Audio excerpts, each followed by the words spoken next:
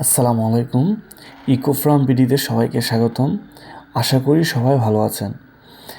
আমরা আমাদের খামারে ঘাস কেটে নেওয়ার পর প্রথমত আমরা আমাদের জমির আগাছা মুক্ত করি। তারপর আমরা কিছুদিন পর জৈব সার এবং গোবর সার প্রয়োগ করি এবং গাছের গোড়াগুলা থেকে আগাছা মুক্ত করি এবং তার 12 দিন পর আমরা মোটামুটি একটা রেজাল্ট পাই। এবং আমরা আমাদের চারাগুলো রোপণ করার সময় আমরা ড্রেন আকৃতিতে রোপণ করি। প্রতিটি চারা দেখবেন মাঝখানে ড্রেন সিস্টেম রাখা হয়েছে, যাতে করে পানিগুলো সহজে নেমে যেতে পারে এবং চারাগুলা মারা যাওয়া থেকে রক্ষা পায়।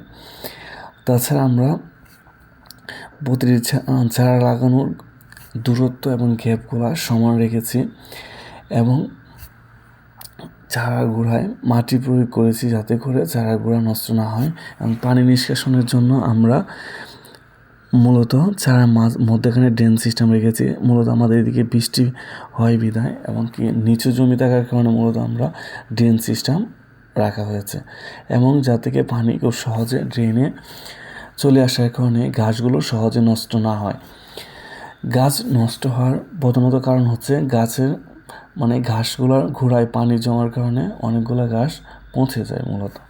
তো গাছের পানি যাতে কোনো ক্ষতি না করতে পারে সেজন্য আমরা প্রতিটি ঘাসের মাঝখানে এবং প্রতি লাইনের মাঝখানে আমরা ড্রেন সিস্টেম রেখেছি এবং ড্রেনগুলোর শেষ মাথায় আমরা জমি থেকে পানি নামার জন্য রাস্তা রেখেছি এবং সবগুলো নালা সিস্টেম রেখেছি, যাতে সহজে পানিগুলো জমি থেকে নেমে যায়।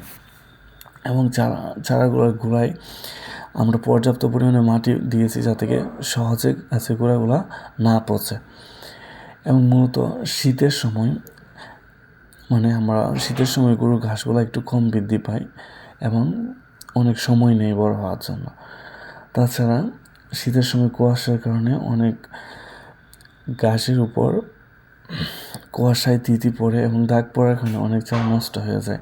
তো আমাদের গাছের চারাগুলো নষ্ট হওয়ার কারণে আমরা যে চারাগুলো নষ্ট হয় এগুলো পুনরায় রোপণ করি এবং যে জায়গায় নষ্ট হয়ে যায় সেই চারাগুলো আমরা পুনরায় তুলে আবার নতুন চারা রোপণ করে দিই, যাতে করে সহজে চারাগুলা ঘাটতিগুলো আমরা পুষে উঠতে পারি।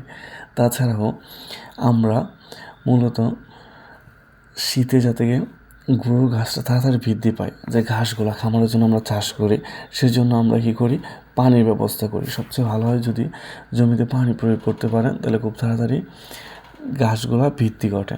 এই যে আমরা ড্রেনগুলো রাখছি প্রতিটি আমরা কী করছি, লাইনের শেষ মতো আমরা একটা করে ড্রেন রেখেছি, তিনটা লাইনের মাধ্যমে একটা করে ড্রেন রেখেছি, যাতে সহজে এই নালা দিয়ে পানিগুলো জমি থেকে বাইরে যেতে পারে এবং চারাগুলো না নষ্ট হয়। এবং প্রত্যেকটি চারার মাঝে মাঝে আমরা জৈব সার প্রয়োগ করছি এবং গোবর সার এবং গাছের গোড়ায় পর্যাপ্ত পরিমাণে মাটি প্রয়োগ করা হয়েছে, যাতে পানিটা সহজে নালায় নেমে যায়।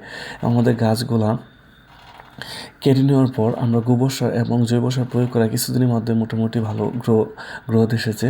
তো আমরা যদি পানি প্রয়োগ করি তাহলে আশা করি 15 থেকে 20 দিনের মধ্যে আমরা গাছটা কাটতে পারবো। তো সবচেয়ে সুবিধা হয় শীতের সময় পানির কারণে গাছগুলো বৃদ্ধি ব্যাঘাত ঘটে, আর কুয়াশার কারণে প্রচণ্ড কুয়াশা পড়লে গাছের পাতাগুলা তিতি পড়ার কারণে নষ্ট হয়ে যায় এবং অনেক গাছ বৃষ্টির সময় যাতে না মারা যায় সেই জন্য ড্রেন সিস্টেম করতে পারেন আপনারা চাইলে, যাদের নিচু জমিতে গাছ চাষ করা হয়। এবং আমরা তাছাড়া আপনি পটাশ সার এবং টিএসপি এবং ইউরিয়া 3টি সার মিক্স করে আপনি জমিতে ছিটিয়ে দিতে পারেন এবং জমি অনুযায়ী পরিমাণটা আপনারা নির্ধারণ করে নেবেন।